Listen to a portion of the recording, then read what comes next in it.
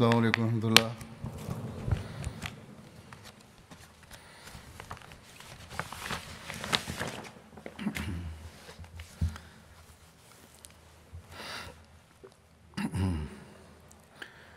أشهد أن لا إله إلا الله وحده لا شريك له وأشهد أن محمدا عبده ورسوله أما بعد فأعوذ بالله من الشيطان الرجيم بسم الله الرحمن الرحيم الحمد لله رب العالمين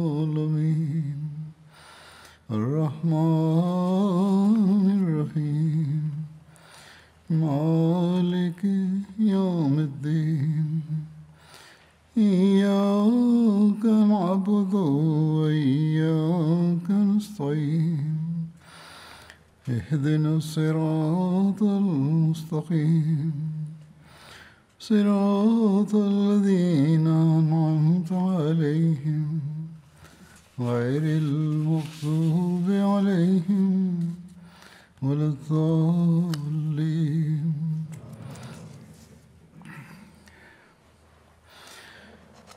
حضرت ابو بکر صدیق رضی اللہ عنہ کے زمانے J'évoquais les campagnes militaires menées à l'époque du calife Abu Bakr as-Siddiq radhiyallahu anhu. Je compléterai aujourd'hui le récit des batailles restantes, batailles menées sous la direction de Khalid bin Walid radhiyallahu anhu.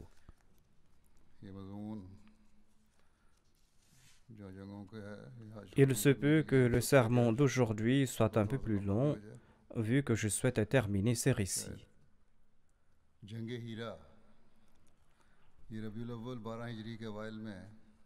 La bataille d'Al-Hira a eu lieu au cours du mois Rabiul Awwal au tout début de l'année 12 de l'Hégire. Khalid bin Walid a quitté Amrishia pour se rendre à Al-Hira. Al-Hira est un ancien centre chrétien sur les rives de l'Euphrate. Le chef de Hira à l'époque était un Persan. Le chef de Hira savait que l'armée de Khalid viendra dans sa direction et il s'est préparé à livrer bataille contre Khalid bin Walid. Et il avait estimé que Khalid allait passer par le fleuve pour l'atteindre et que Khalid bin Walid va utiliser des bateaux. Sur ce, le gouverneur d'Al-Hira a demandé à son fils d'endiguer l'eau de l'Euphrate afin d'enliser les bateaux de Khalid. Ce chef persan est sorti et il a campé avec son armée à l'extérieur d'Al-Hira.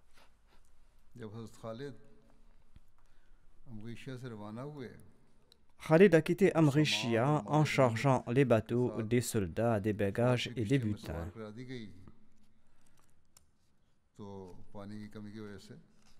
Mais il était des plus inquiets lorsque les embarcations se sont enlisées en raison du manque d'eau dans le fleuve.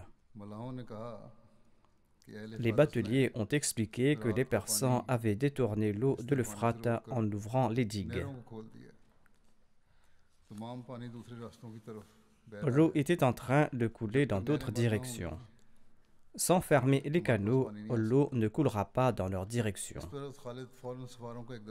Sur ce, Khalid bin Walid est parti avec un détachement de cavaliers vers le fils du gouverneur persan. En cours de route, il y a eu une escarmouche entre Khalid bin Walid et une partie de l'armée persane. Khalid a lancé une attaque surprise quand les soldats ennemis étaient inattentifs. Khalid les a tous tués. Ensuite, il s'est avancé et il est tombé sur le fils du gouverneur d'Al-Hira qui contrôlait le détournement de l'eau de l'Euphrate. Il l'a attaqué par surprise et il l'a tué lui et son armée.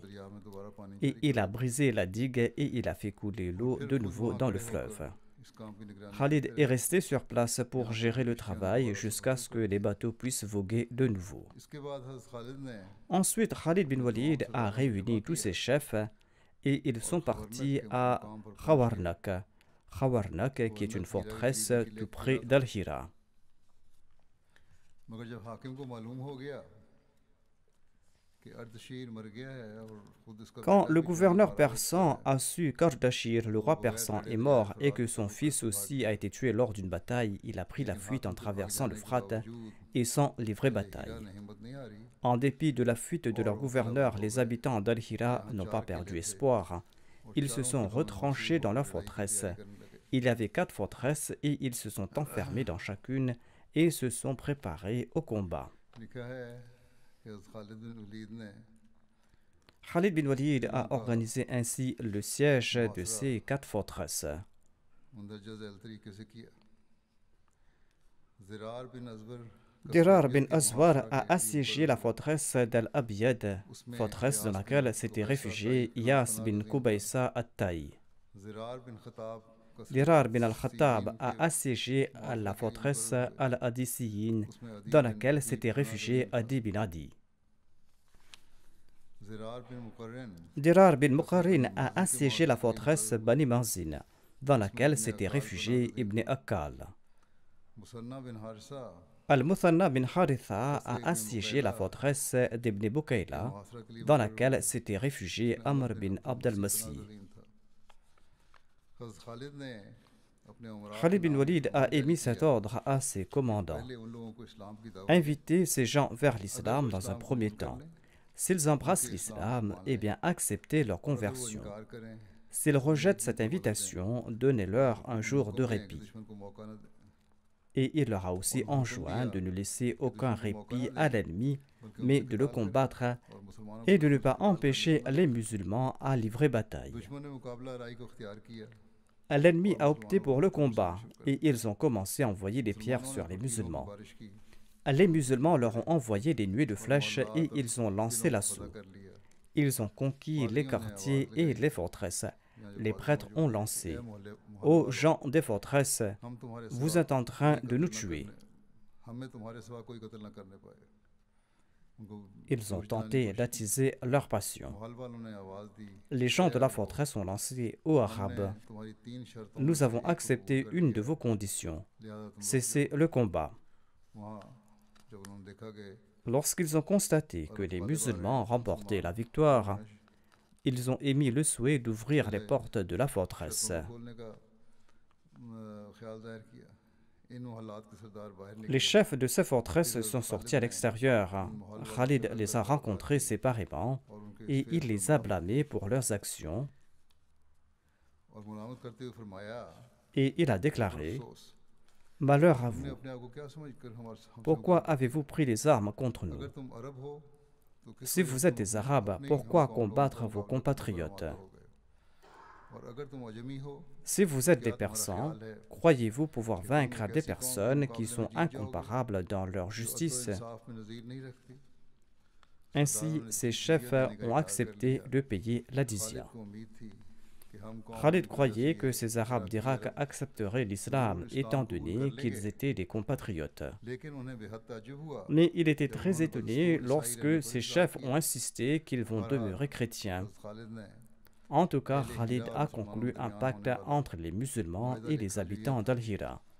बिस्मिल्लाहिर्रहमानिर्रहीम। Le pacte ये se वो dit मुआहिदा ainsi. है खालिद बिन वलीद Bismillahirrahmanirrahim. ने अदी बिन Ceci अदी, est le pacte अमर que बिन Khalid अदी, bin Walid a Umar conclu bin avec Abdul Adi bin Masih, Radi, Amr bin Yas bin Adi, Amr bin कबीसा, Abdel Masih, Iyas bin हीरी बिन Kabisa अक्काल से et किया है। Hiri bin Akkal. ये अहले हीरा के सरदार Ces hommes sont les chefs du peuple और हीरा d'Al-Hira वाले इस मुआहिदे पर राजी et हैं le peuple d'Al-Hira a और उन्होंने accepté उसका ce traité avec Khalid bin Walid हुक्म दिया, en उन्होंने échange उसका हुक्म de दिया 190 000 dirhams उनसे payables 1,90,000 annuellement दिरहम comme का la वायदा किया jizya है। pour assurer leur हर साल protection. उनसे उनकी हिफाजत के एवज वसूल किया जाएगा, यानी C'est-à-dire la jizya sera prélevée pour assurer la protection de la population locale. Cette jizya sera prélevée de ceux qui travaillent dans ce monde, y compris leurs moines et leurs prêtres, sauf pour ceux d'entre eux qui n'ont pas de travail, ceux qui sont coupés de la vie mondaine et ceux qui l'ont abandonné. Khalid bin Walid promet qu'il va les protéger. S'il ne les protège pas, alors ils n'ont aucune obligation jusqu'à ce qu'il les protège. S'ils sont coupables de trahison en acte ou différemment, ce pacte sera nul et non avenu. Ce pacte a été conclu au cours du mois Rabiul Awwal en l'an 12 de l'Hégire. Ce texte a été remis aux habitants d'Al-Hira. Les habitants de Sawad ont apostasié après la mort du calife Abu Bakr radhiyallahu anhu, et ils ont transgressé cet accord, et ils ont sombré dans l'incroyance à l'instar des autres. Et les Persans ont repris le pouvoir sur les populations d'Al-Hira. Lorsque Muthanna a de nouveau conquis Al-Hira au cours du califat du calife Omar radhiyallahu anhu, les gens d'Al-Hira ont présenté le même accord, mais Muthanna l'a rejeté et il leur a imposé une autre condition. Lorsque Muthanna a été vaincu dans certains endroits, en effet, il a dû battre en retraite pendant certaines batailles. Eh bien, lors de cette période, les gens d'Al-Hira ont de nouveau rejoint les rangs des mécréants et ils ont aidé les rebelles et ils ont violé l'accord. Quand Sa'd a conquis Al-Hira, ses habitants ont voulu régler l'accord précédent. Sa'd leur a demandé de présenter l'un des deux accords, mais ils n'ont pas été en mesure de le faire. Sur ce, Sa'd leur a imposé l'impôt foncier, et après avoir enquêté sur leur capacité financière, ils ont payé un tribut de 400 000 en sus des perles qu'ils avaient offertes. Après la conquête d'Al-Hira, Khalid a accompli la Salat de la victoire qui comprend 8 rakats suivis d'un seul salam. C'est-à-dire, il a accompli 8 rakats d'affilée. Après avoir terminé ses prières, il a déclaré: lors de la bataille de Mou'tah, j'ai brisé 9 épées. Je n'ai jamais combattu aucune nation comme celle de la Perse. Et parmi les Persans, je n'ai combattu personne d'autre à l'instar des gens d'Al-Ulays. Les gens d'Al-Hira ont envoyé des cadeaux à Khalid bin Walid et Khalid bin Walid a envoyé ces cadeaux au calife Abu Bakr radhiyallahu anhu avec la bonne nouvelle de la victoire. Faisant montre d'une norme élevée de justice et d'équité, le calife Abu Bakr radhiyallahu anhu a accepté tous ces cadeaux en tant que dizya. Il a écrit ceci à Khalid bin Walid: si ces cadeaux sont inclus dans la jizya, eh bien tant mieux, sinon vous devez l'inclure dans la jizya et en déduire le reste de la jizya. C'est-à-dire, il n'a pas accepté ces objets en guise de cadeau, mais comme jizya. Les musulmans ont traité les populations locales d'Al-Hira avec une grande indulgence. Voyant ce comportement, les propriétaires terriens et les nobles des alentours ont également accepté de payer la jizya et de se soumettre aux musulmans. La conquête d'Al-Hira s'est avérée être d'une grande importance militaire. Cela a accru les espoirs des musulmans sur la conquête de la Perse, car la ville d'Al-Hira était d'une grande importance géographique et culturelle en Irak et dans l'Empire perse. Le commandant en chef de l'armée islamique l'a nommé comme son centre et son quartier général, d'où il émettait ses ordres de rassemblement, de défense et de soutien aux forces islamiques. Il en a fait le centre de sa stratégie et de sa politique liée au traitement des prisonniers. Et de là, Khalid a nommé les fonctionnaires dans différentes provinces pour percevoir le tribut et la jizya. De même, il a nommé les commandants aux frontières pour les protéger de l'ennemi. Et il est demeuré à Al-Hira et il a commencé à rétablir l'ordre et la stabilité. Les propriétaires terriens et les chefs ont su à propos de ces traitements et ils se sont réconciliés avec lui. Quand ils ont constaté que les musulmans remportaient la victoire, eh bien, ces personnes se sont réconciliées avec eux. Il n'y avait personne dans le Sawat, en Irak et dans ses environs qui ne s'était pas réconcilié avec les musulmans et qui n'avait pas conclu de pacte. Khalid est demeuré à Al-Hira pour un an et il a visité ses régions supérieures et inférieures avant de partir pour la Syrie. Pendant ce temps, les Persans nommaient leur roi et les déposaient. Lorsque la situation en Irak est devenue favorable et qu'il n'y avait plus de menace entre Al-Hira et le Tigre en raison de la fin de la domination perse sur les territoires arabes, eh bien Khalid bin Walid a décidé d'attaquer directement la Perse. Entre-temps, l'État persan avait l'attention ailleurs en raison de la mort d'Ardashir, le roi persan. Il y a eu un vif désaccord entre les Persans concernant la sélection de son successeur. Profitant de cette opportunité, Khalid bin Walid a écrit des lettres à leur roi et à leurs nobles. Il a écrit ceci au roi persan. Ceci est le message de Khalid bin Walid au roi de la Perse. Toutes les louanges sont dues à Allah qui a brisé votre état. Votre stratégie a échoué.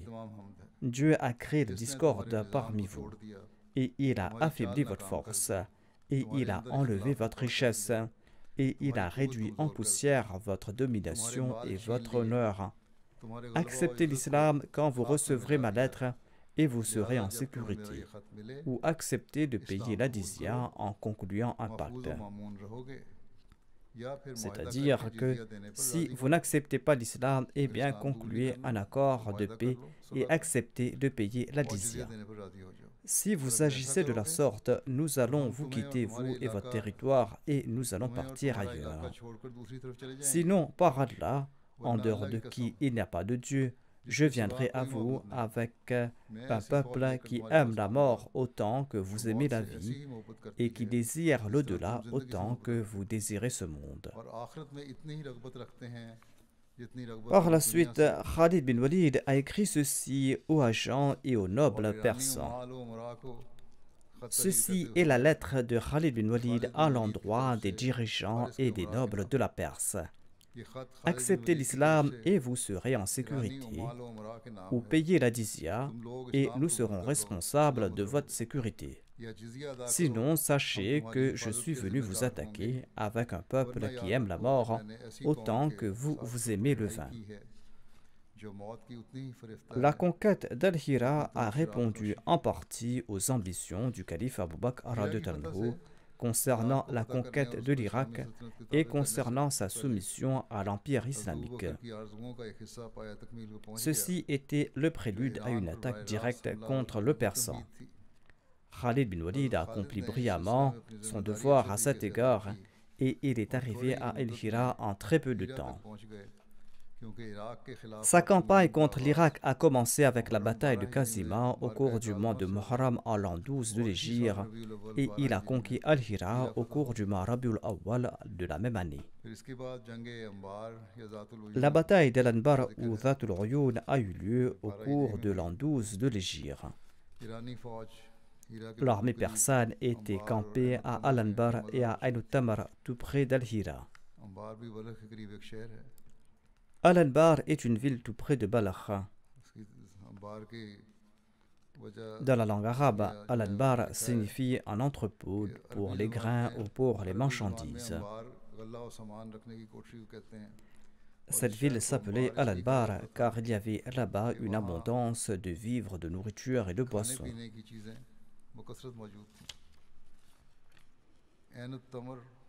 Ain-ut-Tamr est une ville à l'ouest de Koufa, tout près d'Al-Anbar.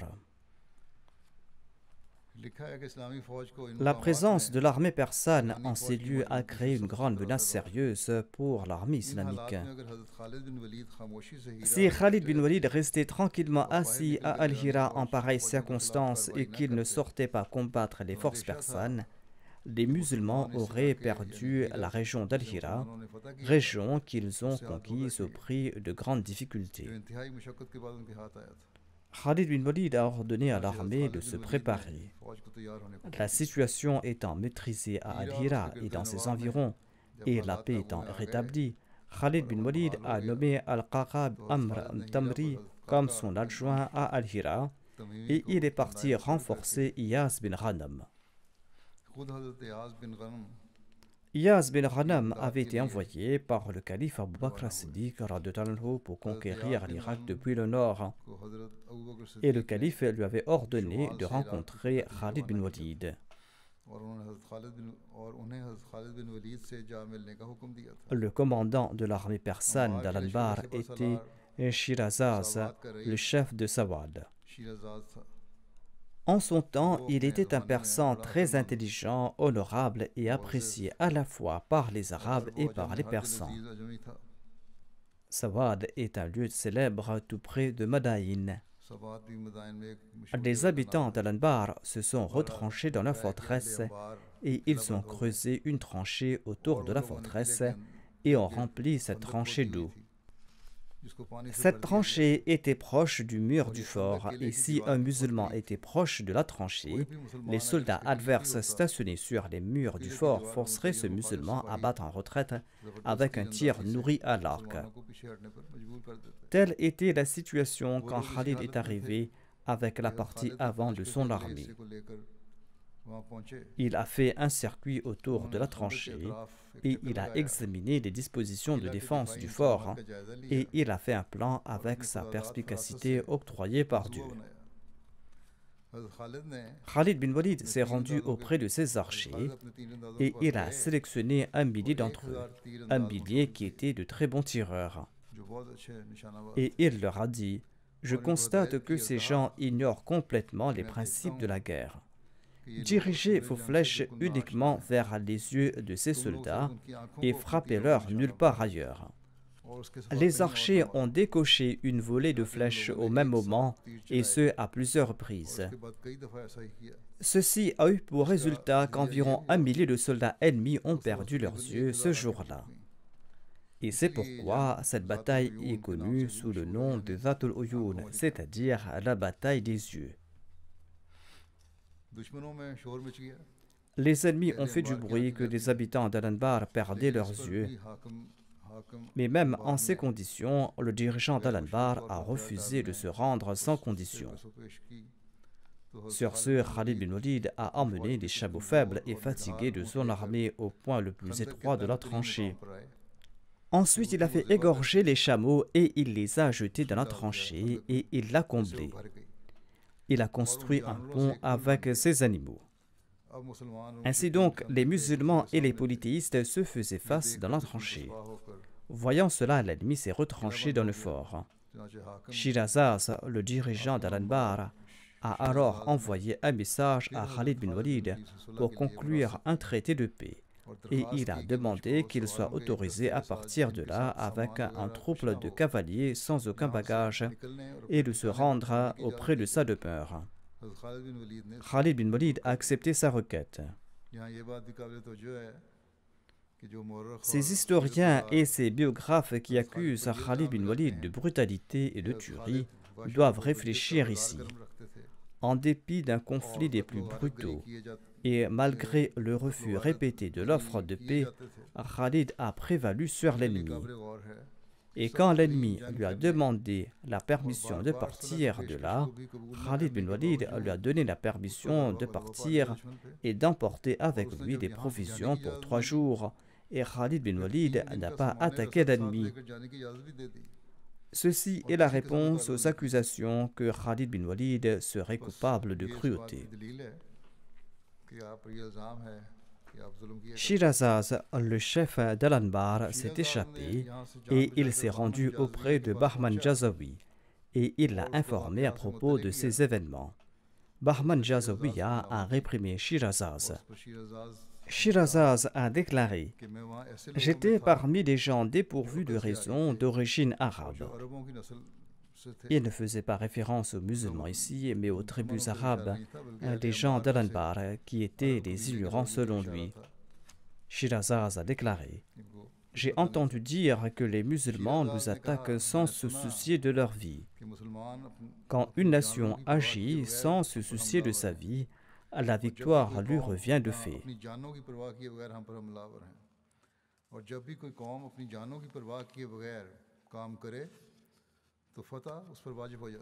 Lors des combats, ces musulmans ont crevé 1000 yeux des soldats de notre fort. J'ai compris qu'il va du mieux conclure un traité de paix.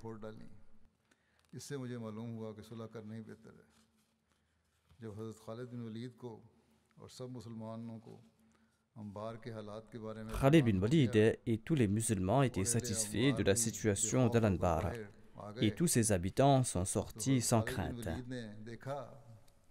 Khalid bin Walid a vu que ces gens disaient et écrivaient la langue arabe.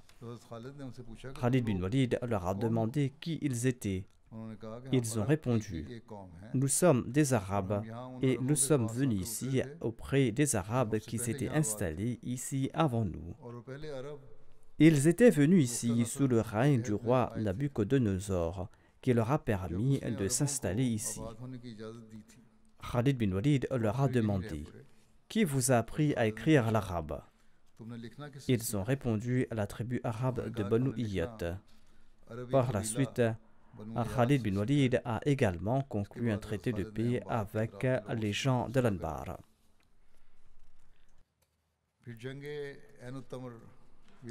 La bataille d'Ain al-Tamar a eu lieu au cours de l'an 12 de l'Hégire.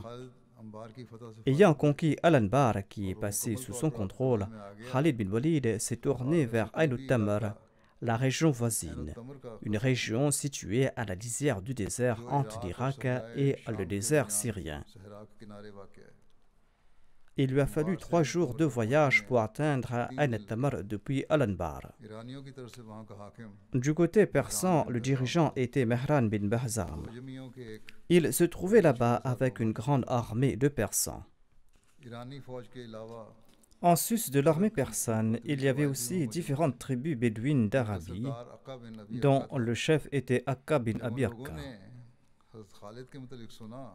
Quand ils ont entendu parler de Khalid, Akka a dit à Mehran, « Les Arabes savent combattre les Arabes. Laissez-nous et Khalid. » Il se targuait de pouvoir battre Khalid bin Walid. Mehran, le persan, a déclaré, « Tu as raison de dire que vous savez combattre les Arabes, tout comme nous, les Persans, savons combattre les Persans. » Ainsi, il a trompé Akka et il s'est sorti d'affaire à travers Akka. Il a dit à Akka, combattez Khalid, et si vous avez besoin de nous, nous allons venir vous aider. Quand Akka est parti combattre Khalid bin Walid, usant d'un langage très dur à propos d'Akka, les Persans ont dit à Mehran, qu'est-ce qui t'a poussé à lui dire ceci? Il a déclaré, laissez-moi, j'ai voulu ce qui est meilleur pour vous et pire pour les musulmans. Khalid bin Walid est en effet celui qui a tué vos rois et il vient vers vous.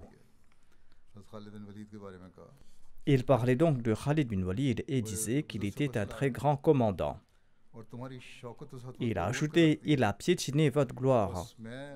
J'ai utilisé Akka comme bouclier contre eux. Si les Arabes sont victorieux contre Khalid, eh bien cette victoire sera la vôtre. Si le contraire se produit, eh bien, vous allez combattre les musulmans lorsqu'ils se seront affaiblis. Nous allons les combattre lorsque nous serons forts et lorsque les musulmans seront faibles. En entendant cela, les Persans ont accepté la supériorité de l'opinion de Mehran. Mehran est demeuré à Ain al-Tamar et Akka s'est arrêté sur la voie pour rencontrer Khalid bin Walid. Akka était en train d'organiser les rangs de son armée lorsque Khalid l'a attaqué et l'a capturé. Son armée a été vaincue et s'est enfuie sans combat. La plupart d'entre eux ont été capturés. Mehran s'est enfui avec son armée lorsqu'il a reçu cette nouvelle et ils ont abandonné le fort. Les soldats vaincus d'Akka se sont réfugiés dans ce fort et Khalid bin Walid les a assiégés et ils ont demandé la paix à Khalid, mais celui-ci a refusé. Ils se sont rendus en acceptant sa décision. Il les a fait prisonniers et il a tué Akka et tous ceux qui étaient avec lui dans la bataille contre les musulmans et il a emprisonné ceux qui étaient à l'intérieur du fort. Les biens du fort ont été pris comme butin. Il a trouvé dans le fort 40 garçons dans leur congrégation qui étaient pris en otage par les chrétiens. La plupart de ces garçons étaient d'origine arabe. Et ils sont importants dans l'histoire de l'islam car leurs descendants comprennent de grandes personnalités, des personnalités qui ont laissé des traces profondes et indélébiles sur l'histoire de cette époque et sur l'époque suivante. Parmi ces jeunes se trouvait Sirin, le père de Mohammed bin Sirin. Il y avait aussi Nusayr, le père de Moussa bin Nusayr. Et il y avait aussi Humran, l'esclave affranchi d'Othman bin Affan. Sirin était originaire de l'Irak. Il a été capturé lors de la bataille d'Ain al-Tamr et il était l'esclave d'Anas bin Malik. Il était un très grand artisan et il a obtenu sa liberté en concluant un contrat d'affranchissement avec Anas. Son fils était Mohammed bin Sirin, qui était un célèbre tabi'i et un grand érudit dans le domaine du tafsir, du hadith, du fiqh et dans l'interprétation des rêves. Mohammed bin Sirin était donc le fils de Sirin qui avait été fait prisonnier lors de cette bataille et qui a obtenu sa liberté par la suite. Nusayr était le père de Moussa bin Nusayr. Il a été l'un des prisonniers des Banu Umayya. Un individu des Banu Umayya l'avait libéré. Nusayr est devenu célèbre en raison de son fils Moussa. Moussa bin Nusayr s'est fait de la renommée en Afrique du Nord et il a joué un rôle majeur dans l'établissement de l'État islamique en Espagne avec Tariq bin Ziyad. Hamran bin Abban était également l'un des prisonniers de la bataille d'Ain al-Tamr. Il était un juif et il a embrassé l'islam. Le calife Othman l'avait libéré et il était proche de Othman. En l'an 41 de l'Hégire, il est devenu le dirigeant de Bassoura pendant quelque temps. Et il s'est fait un grand nom au cours du règne des Banu Umayya par la suite. Khalid bin Walid a envoyé la bonne nouvelle de la victoire et la part du Khums au calife Abu Bakr radhiyallahu anhu. Après la victoire d'Al-Anbar et d'Ain al-Tamr, Khalid a envoyé Walid bin Uqba auprès du calife Abu Bakr radhiyallahu anhu avec la bonne nouvelle de la victoire et avec la part du Khums. Il a informé le calife à propos de la situation à Médine et il a déclaré que Khalid avait quitté Al-Hira en ignorant les ordres du calife et il s'est rendu à Anbar et à Ain al-Tamr car cela faisait un an qu'il n'avait pas bougé d'Al-Hira. En effet, le calife Abu Bakr lui avait donné des instructions d'attendre à Al-Hira. Mais Khalid pensait qu'il était mieux de bouger de là en raison des circonstances. D'ailleurs, on ignorait quand Iyaz sera libéré de Dumatul Jandal et quand il pourra se rendre à Al-Hira pour aider Khalid bin Walid. Iyaz avait pris du retard et il ne bougeait pas de là. D'ailleurs, le calife Abu Bakr était lassé par la lenteur d'Iyaz et il croyait qu'il était en train de démoraliser les musulmans. Si l'ennemi avait obtenu des informations sur les exploits de Khalid en Irak, il aurait profité de la faiblesse d'Iyaz et infligé de lourdes pertes aux musulmans. La bataille de Dumatul Jandal a eu lieu en l'an 12 de l'Hégire. Dumatul Jandal est une ville située à 5 nuits de voyage de Damas et à 15 nuits de voyage de Médine, c'est-à-dire selon les moyens de déplacement de l'époque. Il s'agit de la ville syrienne la plus proche de Médine. Iyaz bin Khanam, qui a été envoyé par le calife Abu Bakr à Doumma, a fait face à la résistance de l'ennemi pendant très longtemps. C'est pour cette raison qu'il n'a pas pu partir à la rencontre de Khalid bin Walid. Khalid a envoyé Walid bin Uqba pour présenter au calife Abu Bakr la bonne nouvelle de la victoire d'Ain al-Tamr. S'inquiétant pour le sort d'Iyaz, le calife Abu Bakr radhiyallahu anhu a envoyé Walid bin Uqba pour l'aider.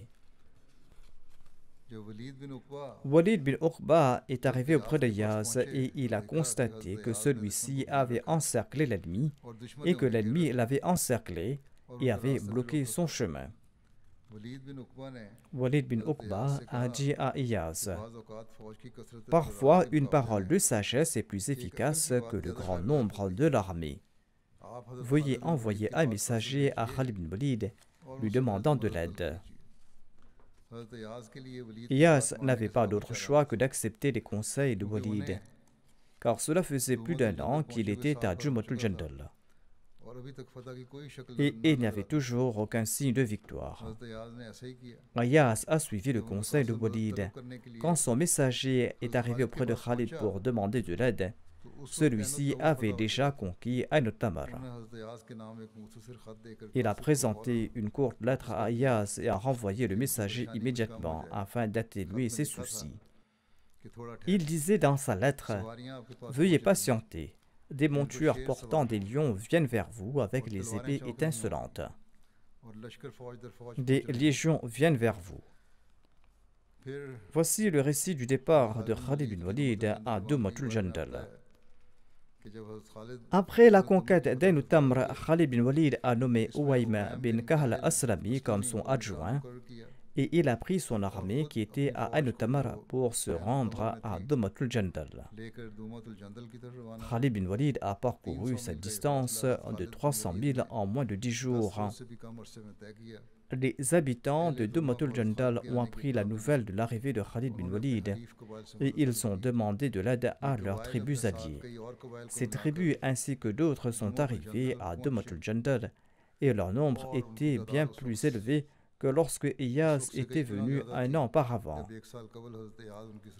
L'armée ennemie à Dumatul Jandal était divisée en deux parties et disposée de deux commandants. Le premier se nommait Uqaydir bin Abdul Malik et l'autre se nommait Judi bin Arabiya. Quand ils ont appris la nouvelle de l'arrivée de Khalid bin Walid, un différend a éclaté entre eux. Uqaydir a dit « Je connais très bien Khalid bin Walid. Il n'y a personne de plus chanceux que lui et il n'y a personne de plus capable que lui au combat. Tous ceux qui combattent Khalid bin Walid, qu'ils soient nombreux ou pas, sont définitivement vaincus. Suivez mes conseils et faites la paix avec ces gens. »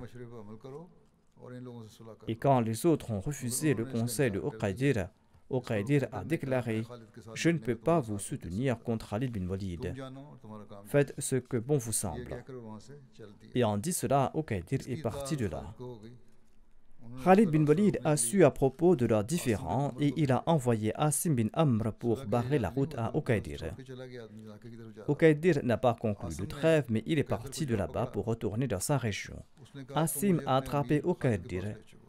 Uqaydir lui a dit « Emmène-moi auprès de Khalid bin Walid, votre chef. » Lorsqu'il a été présenté à Khalid bin Walid, celui-ci l'a fait tuer et il a saisi tous ses biens. Maintenant, la question est de savoir pourquoi il a tué un prisonnier. Pourquoi a-t-il tué Uqaydir après l'avoir emprisonné?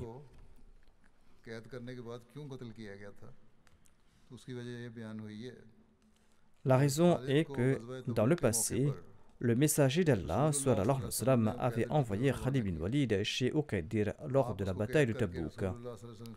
Et il l'avait emprisonné et l'avait présenté au messager d'Allah, sallallahu alayhi wa sallam. L'envoyé d'Allah l'avait libéré par compassion et a signé un traité avec lui. Mais Uqaydir a violé ce traité et il s'est rebellé contre l'État de Médine. Quand Uqaydir a appris la nouvelle de la venue de Khalid à Dumatul Jandal, il a quitté sa tribu et il est parti. Khalid a su à son sujet sur le chemin de Dumatul Jandal et il a envoyé Asim bin Amr pour l'arrêter. Il l'a fait arrêter et il a ordonné son exécution en raison de sa trahison précédente. Ainsi, Allah l'a détruit en raison de sa trahison et en raison de sa perfidie. Selon d'autres récits, Uqaydir a été emprisonné et envoyé à Médine. Il a été libéré à l'époque du calife Omar. Il s'était rendu en Irak depuis Médine. Il est demeuré à Douma, un lieu d'Ain al-Tamr, et il est resté là-bas jusqu'à sa mort. Ce sont là deux récits différents à son sujet. Voici le récit des combats contre les habitants de Douma. Khalid bin Walid s'est avancé et il est arrivé à Douma. Il a pris la ville de Douma entre son armée et l'armée d'Ayaz. Les Arabes chrétiens qui venaient en aide aux habitants de Douma étaient à l'extérieur de la forteresse, car il n'y avait plus de place pour eux à l'intérieur. Khalid bin Walid a aligné ses soldats quand les chefs de Douma sont sortis de la forteresse et ont attaqué Khalid bin Walid. Une bataille féroce a éclaté entre les deux armées et finalement Khalid et Iyaz ont vaincu leurs adversaires. Khalid a arrêté les chefs Judi et Aqra bin Habith Wadiya, qui était le chef de la tribu Kalb. Le reste de l'ennemi s'est retiré et a fermé le fort. Mais il n'avait pas assez de place à l'intérieur de la forteresse. Lorsque celle-ci était pleine, ceux qui étaient à l'intérieur ont fermé la porte, laissant de nombreuses personnes à l'extérieur qui erraient ça et là dans la confusion. Asim bin Amr a déclaré: Ô Banu Tamim, aidez votre allié les Kalb et offrez-leur un abri, car vous n'aurez jamais plus une telle opportunité pour les aider. En entendant cela, les Banu Tamim les ont aidés. Ce jour-là, la vie de la tribu Kalb a été sauvée grâce à la protection d'Asim. Khalid a poursuivi les fouilleurs vers le fort et il a tué tant d'hommes que la porte de la forteresse a été bloquée par leurs cadavres. Judi et le reste des prisonniers ont été tués. Seuls les prisonniers de la tribu Kalb ont été épargnés car Asim, Aqra et les Banu Tamim leur avaient accordé leur protection. Khalid ne cessait de faire le tour de la porte de la forteresse jusqu'à ce qu'il la brise et la prenne. Et les musulmans ont pénétré à l'intérieur. Les guerriers à l'intérieur ont été tués et les jeunes ont été faits prisonniers. Après la victoire, Khalid a ordonné à Iqra bin Habis de retourner à Al-Anbar et il est demeuré à Dumatul Jandal. La conquête de Dumatul Jandal a offert aux musulmans une position très stratégique car cette ville était située à un carrefour d'où partaient des routes importantes dans 3 directions différentes. Au sud se trouvait la péninsule arabique et au nord-est se trouvait l'Irak et au nord-ouest se trouvait la Syrie. Ainsi donc, cette ville méritait l'attention d'Abu Bakr et celle de son armée qui était stationnée en Irak et aux frontières de la Syrie. C'est la raison pour laquelle Iyaz n'a pas quitté Dumatul Jandal.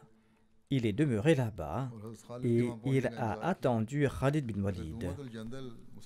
Si Dumatul Jandal ne passait pas sous le contrôle des musulmans, les armées musulmanes en Irak seraient confrontées à de grands dangers. Ensuite, il y a eu les batailles de Husayd et de Khanafis. Husayd est une petite vallée située entre Koufa et la Syrie. Khanafis est un lieu tout près d'Al-Anbar, du côté irakien. Khalid bin Walid était à Dumatul Jandal quand les Persans complotaient contre lui et les musulmans. Les Arabes de la péninsule avaient conspiré avec les Persans pour venger la mort d'Akka, leur chef. Zarmahar et Rozba, 2 Persans, sont partis de Bagdad pour se rendre à Al-Anbar. Et tous deux se sont donné rendez-vous à Husayd et Khanafis. Al-Qaqa bin Amr, l'adjoint de Khalid bin Walid à Al-Hira, a entendu cette nouvelle. Sur ce, il a ordonné à Abin bin Fadaki de se rendre à Husayd et il a envoyé Urwa bin Jata à Khanafis.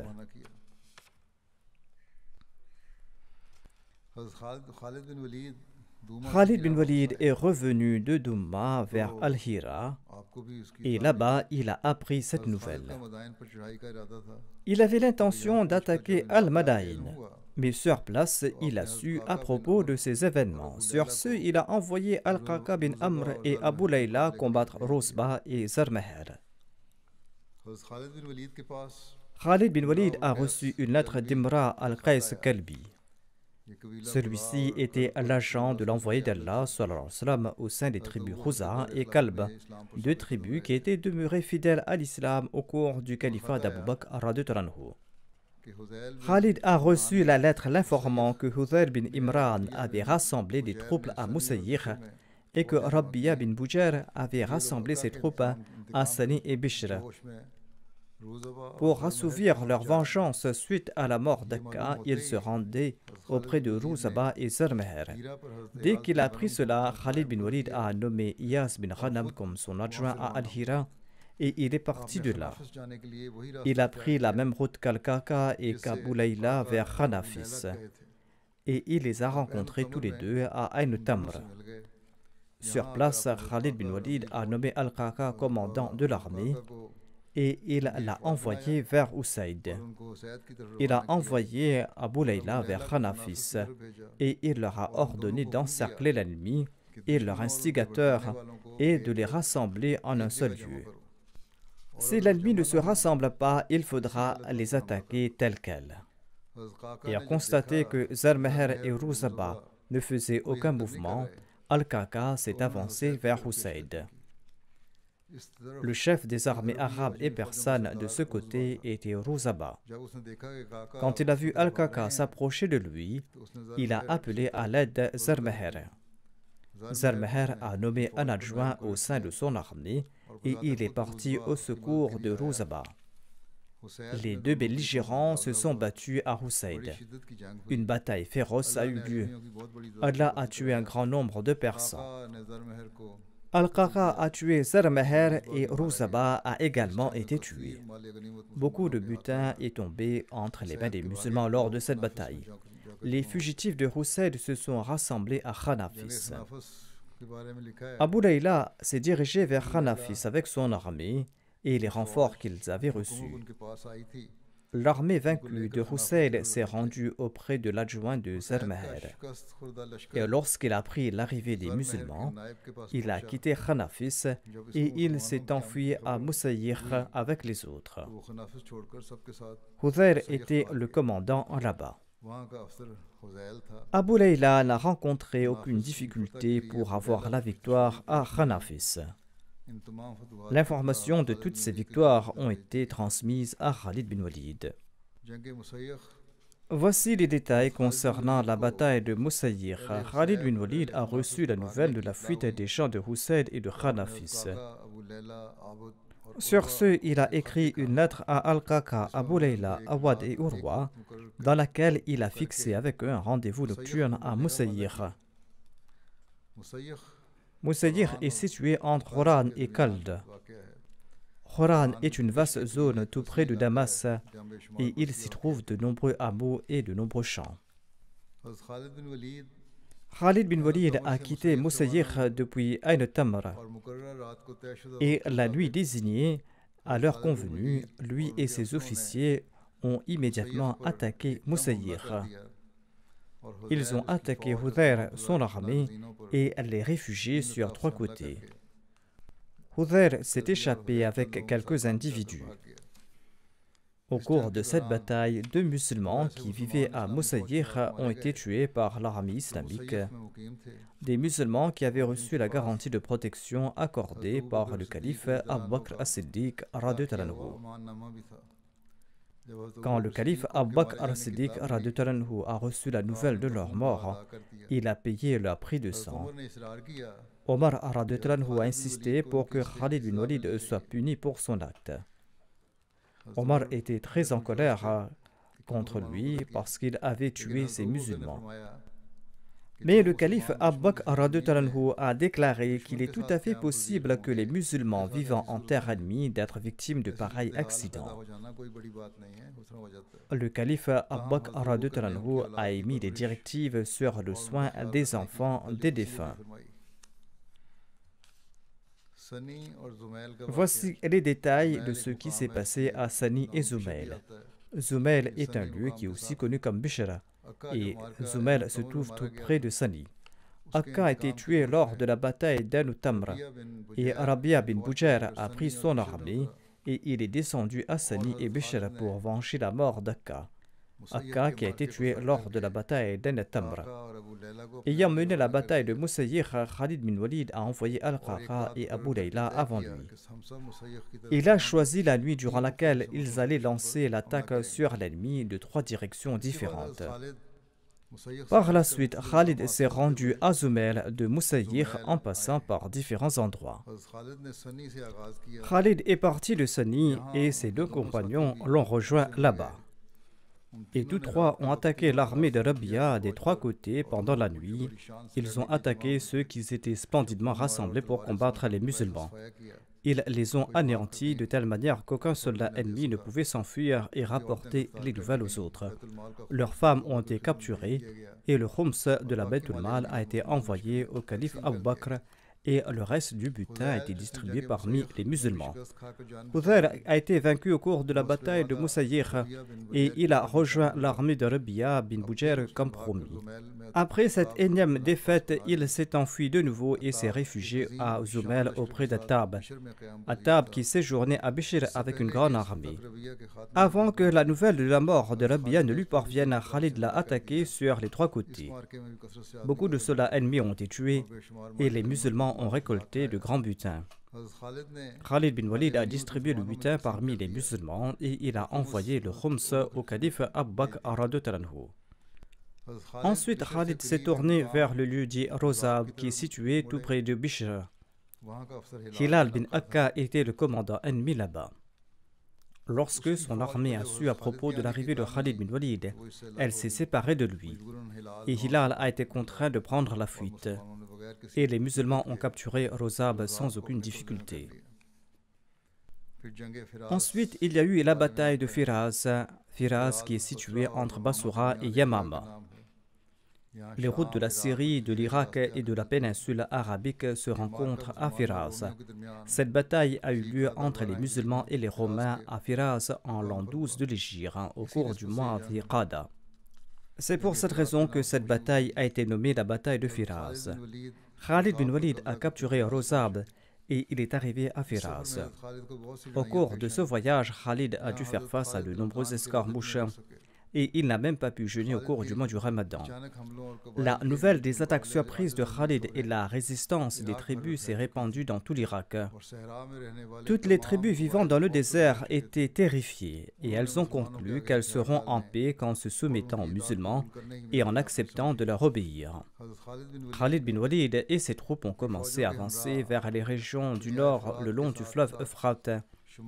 Et là où il passait, les habitants de ces régions ont conclu des pactes avec lui et ils ont accepté de lui obéir. Khalid a finalement atteint Firaz où la Syrie partageait les frontières avec l'Irak et la péninsule d'Arabie. Firaz est situé à l'extrême nord de l'Irak et de la Syrie. Si Ayaz bin Ghanam avait été chanceux et qu'il avait conquis Domatul Jandal plus tôt, eh bien Khalid bin Walid ne serait probablement pas venu ici, car l'intention du calife Abu Bakr n'était pas de conquérir tout l'Irak et toute la Syrie. Il voulait tout simplement que la paix et l'ordre soient établis aux frontières de ces deux pays jouxtant l'Arabie, et que les Persans et les Romains ne puissent pas attaquer l'Arabie dans cette direction. Mais Dieu souhaitait que ces deux royaumes tombent complètement entre les mains des musulmans. Ainsi, Allah a créé de telles conditions, poussant Khalid bin Walid à l'extrême nord, afin qu'il parte soumettre les tribus irakiennes, et ainsi il a ouvert la voie aux musulmans pour attaquer la Syrie par le nord. L'ouverture de la voie pour attaquer les Romains depuis les frontières persanes était un miracle que même le calife Abu Bakr radhiyallahu anhu ne pouvait imaginer. Cet exploit a été accompli par un homme unique, un homme qui n'a été engendré par aucune autre femme arabe ou persane par la suite, comme l'avait dit le calife Abu Bakr radhiyallahu anhu. Khalid a dû demeurer à Firaz pendant un mois tout entier. Et à Firaz, il a fait preuve d'un courage et d'une détermination unique. Il était encerclé par l'ennemi de toutes parts. À l'est se trouvaient les Persans qui étaient assoiffés de son sang. À l'ouest, il y avait les Romains qui pensaient que si l'armée de Khalid n'était pas détruite en ces instants-là, ils ne pourront jamais arrêter ce flot. La seule barrière entre les Romains et les musulmans était l'Euphrate. En sus de ces deux empires, les tribus bédouines, dont les grands chefs ont été tués par Khalid bin Walid, brûlaient d'un feu sans fin de vengeance. Khalid bin Walid n'ignorait pas cette situation critique. S'il l'avait voulu, il aurait pu retourner à Al-Hira pour accroître ses forces et partir affronter les Romains. Il ne l'a pas fait car il était impossible pour Khalid bin Walid de se retenir quand l'ennemi était face à lui. Telle était sa nature. À ses yeux, les Persans ou les Bédouins méritaient tous d'être conquis. Il ne s'était jamais soucié à propos de leurs grandes armées et il n'était pas prêt de s'en soucier à l'avenir. Il s'est engagé tout sereinement dans les préparatifs de la bataille. Les Romains, quant à eux, qui n'étaient pas encore entrés en contact avec Khalid ibn Walid, ignoraient l'intensité de ses attaques. Les forces islamiques se sont rassemblées à Firaz et ils ont campé devant les Romains pendant près d'un mois. Cela les a rendus furieux et ils ont demandé de l'aide aux postes persans qui étaient proches d'elles. Les Persans étaient heureux d'aider les Romains car les musulmans les avaient humiliés et les musulmans avaient réduit à néant leur gloire.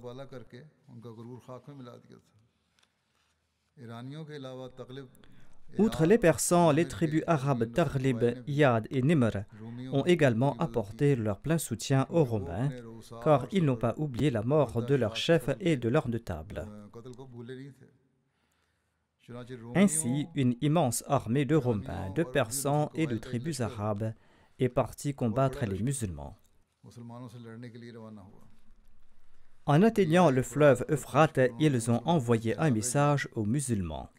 Allez-vous traverser le fleuve et venir jusqu'à nous, ou souhaitez-vous que nous venions vers vous? Khalid bin Walid a répondu, venez vers nous. Si vous êtes venus vous battre contre nous, eh bien, venez ici.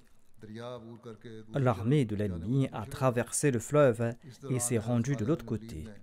Pendant ce temps, Khalid bin Walid a bien organisé son armée, il a aligné ses soldats et il a préparé son armée à combattre l'ennemi. Au moment de la bataille, le commandant de l'armée romaine a ordonné à son armée de se séparer en tribus différentes afin de savoir quel groupe parmi eux avait accompli d'exploits plus remarquables. Ainsi, l'armée romaine s'est séparée sous leurs chefs respectifs. La bataille a débuté. Khalid bin Walid a ordonné à son armée d'encercler l'ennemi de toutes parts et de rassembler l'ennemi en un seul endroit. Les musulmans devaient effectuer des attaques successives de sorte que l'ennemi n'ait pas la chance de récupérer. Il en fut ainsi. Les troupes islamiques ont encerclé l'armée romaine et l'a réunie en un seul endroit et a commencé à l'attaquer violemment. Les Romains et leurs alliés pensaient qu'ils pourraient prolonger la bataille en envoyant des tribus séparées contre les musulmans, et que lorsque les musulmans seraient épuisés, ils vont les attaquer de plein fouet, et ainsi ils pourront les vaincre complètement. Mais cette idée était mauvaise, et cette stratégie s'est retournée contre eux. Les musulmans les ont rassemblés en un seul endroit, et ils ont commencé à les attaquer. L'ennemi n'a pas pu répliquer et a été vaincu rapidement, et tous les soldats ennemis ont fui le champ de bataille. Mais les musulmans allaient-ils les laisser partir? Ils les ont poursuivis sur une longue distance et les ont tués. Tous les historiens sont unanimes que 100 000 soldats ennemis ont été tués lors de cette bataille sur le champ de bataille et dans la poursuite. Après la victoire, Khalid est resté à Firaz pendant 10 jours et le 25 Dhul-Qa'da de l'an 12 de l'Hégire, il a ordonné à son armée de retourner à Al-Hira. Un écrivain a commenté à propos de cette bataille en disant « Au cours du califat d'Abu Bakr as-Siddiq, les musulmans ont affronté pour la première fois les grandes puissances de Rome et de la Perse et leurs armées arabes. Cependant, les musulmans ont remporté une grande victoire. Et sans nul doute, cette bataille est l'une des plus historiques et des plus décisives de l'époque. Bien que cette bataille n'ait pas eu la renommée d'autres grandes batailles, elle a néanmoins détruit la force intérieure des mécréants, qu'ils soient de la Perse, de Rome, de l'Arabie ou de l'Irak. Cette bataille de Khalid Saifullah menée en Irak a été son dernier maillon. Après cette bataille, la gloire des Persans a été réduite en poussière. Par la suite, ils n'ont jamais recouvert la force militaire nécessaire pour effrayer les musulmans. Un historien a décrit l'importance de la bataille de Firaz en ces termes. L'échine de l'armée persane a été brisée après la victoire des musulmans à Oulaïs. Khalid bin Walid a poursuivi son avance et a conquis respectivement Amrishia, Al-Hira, Al-Anbar, Ain al-Tamra et Dumatul Jandal. Et il est parvenu finalement à Firaz, une ville située sur le fleuve Euphrate et proche de la frontière de l'Empire romain. À Firaz, l'armée unie des Romains, des Persans et des tribus chrétiennes s'est battue contre les musulmans, mais Khalid bin Walid a vaincu cet important groupe d'infidèles. Le conquérant de l'Arabie, Sayyidina Khalid bin Walid, a conquis l'Irak en 1 année et 2 mois. Il disposait au total de 10 000 soldats sous son commandement, et il y avait presque autant de soldats sous les autres commandants musulmans. Les exploits magnifiques accomplis par une si petite armée durant cette période sont sans précédent dans l'histoire. Khalid bin Walid a participé à toutes les batailles et il n'a jamais connu la défaite. Il avait reçu le titre de Sayfullah, c'est-à-dire l'épée d'Allah, de la part de l'envoyé d'Allah, sallallahu alayhi wa sallam, et il a été à la hauteur de ce titre. Par la suite, il a si bien géré les territoires conquis que les gens ont commencé à préférer l'État arabe à celui de la Perse. La dernière victoire des Arabes a été à la conquête de Firaz. Khalid est demeuré à Firaz pour 10 jours. Ensuite, il a pris la moitié de son armée et il est parti pour le front de la Syrie.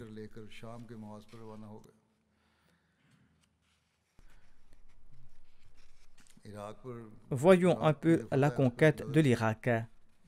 Celle-ci était le signe d'un grand succès. En Irak, les musulmans ont infligé des défaites dévastatrices successives aux forces persanes. Des forces persanes qui étaient bien plus puissantes en nombre et en équipement. Il faut aussi se rappeler que l'armée persane était l'armée la plus meurtrière de son époque. L'histoire est incapable de fournir un autre exemple d'un si grand accomplissement que celui accompli au cours du califat d'Abu Bakr as-Siddiq radhiyallahu anhu. Sans aucun doute, tous les succès dans le domaine militaire sont dus à Khalid bin Walid et à ses compagnons et à ses généraux. Mais le fait est indéniable que ces victoires et ces succès étaient sous le patronage d'une grande personnalité comme Abu Bakr as-Siddiq radhiyallahu anhu. L'histoire témoigne qu'aucun grand et talentueux général d'armée ne peut faire preuve d'une telle constance, d'une telle intégrité, loyauté et sincérité s'il n'est pas influencé par les qualités personnelles et la haute personnalité du chef de l'État. L'exemple personnel, la bonne gouvernance et la constance démontrée par le calife Abu Bakr as-Siddiq radhiyallahu anhu durant toutes les étapes des guerres contre l'incroyance, contre l'apostasie et la rébellion, jusqu'à la conquête de l'Irak, ont poussé les musulmans à consentir aux plus grands sacrifices. Tous ces ordres et ces instructions étaient complets et perspicaces, et son caractère personnel était des plus distingués.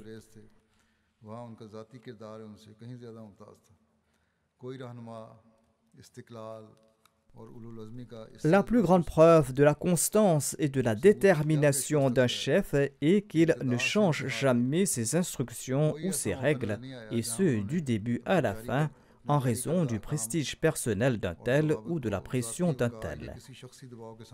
L'exemple de bonne foi et de confiance présenté par le calife Abu Bakr radhiyallahu anhu est inégalé eu égard à ses efforts pour maintenir les normes élevées pour la performance de ses subordonnés talentueux et pour accroître leur esprit d'abnégation et de sacrifice.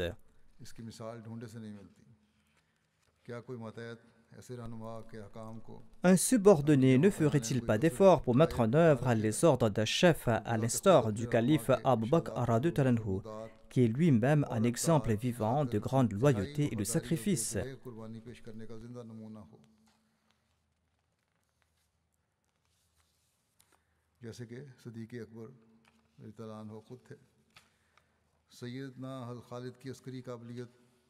La capacité militaire de Sayyidina Khalid le place à juste titre dans les rangs des grands généraux de ce monde.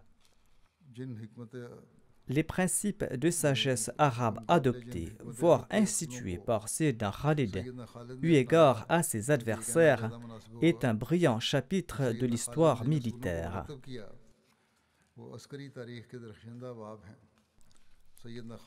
Les prouesses au combat des musulmans et le mouvement constant de leur armée étaient les ressources les plus importantes de Sayyidina Khalid pour réussir ses plans audacieux. Ces deux facteurs ont été utilisés par Sayyidina Khalid au maximum de son endurance. Et cela n'a été possible que parce qu'il n'a jamais mis ses soldats dans des difficultés qu'il n'avait lui-même pas subies. Le premier calife occupe une place prépondérante dans l'histoire de l'islam et Sayyidina Khalid était également le premier de ces célèbres généraux qui ont conquis les régions extérieures et qui ont refaçonné la carte politique et religieuse du monde sous la direction du calife Abu Bakr as-Siddiq radhiyallahu anhu. Les musulmans, sous la direction politique et spirituelle d'Abu Bakr as-Siddiq radhiyallahu anhu et sous la direction militaire de Khalid bin Walid, ont balayé l'Irak comme une tempête d'un bout à l'autre. Et maintenant, ils étaient sur le point de s'en prendre à une autre puissance, celui de l'Empire l'Est de Rome. Inch'Allah, je présenterai le reste de ces récits de l'époque du calife Abu Bakr as-Siddiq radhiyallahu anhu plus tard. Comme je l'avais dit au tout début, les récits d'aujourd'hui allaient exiger un peu plus de temps. Ces récits sur cette série de batailles prend fin ici. Vendredi prochain, Inch'Allah, se tiendra la Jalsa Salana de la Jamaat Ahmadiyya du Royaume-Uni. Priez pour qu'Allah bénisse cette Jalsa sous tous les angles. Que le voyage des participants se passe dans les meilleures conditions. Priez aussi pour ceux qui vont présenter leur service. Qu'Allah leur accorde la capacité d'assumer correctement leurs devoirs. Car cette grande jalsa se tient après un écart de 2 ans, voire de 3 ans. La Jalsa Salana de l'année dernière était sur une petite échelle. Il y aura des difficultés car la Jalsa Salana de cette année-ci sera sur une plus grande échelle. Qu'Allah supprime toutes ces difficultés administratives ou autres qui pourraient survenir.